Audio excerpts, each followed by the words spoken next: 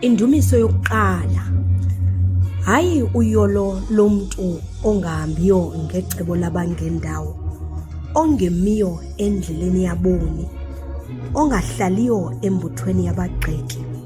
Yena unonelela umyalelo kaYehova, ucamanga ngomyalelo wakhe imini nobusuku. Unjengomthi omiliselwe phezu kwemijelo yamanzi, onika isiqhamo sawo ngexesha lawo, ogqabi lawo lingabuniyo, konke akwenzayo kophumelela. Abanjalo ke abangendawo, bona banjengomququ ophetshethwa ngumoya. Ngenxa yoko abangendawo abanakuma emgwebeni, naboni ebandleni lamalungisa, ngokuba uYehova uyayazi indlela yamalungisa, kayona indlela yabangendawo iyakudaka.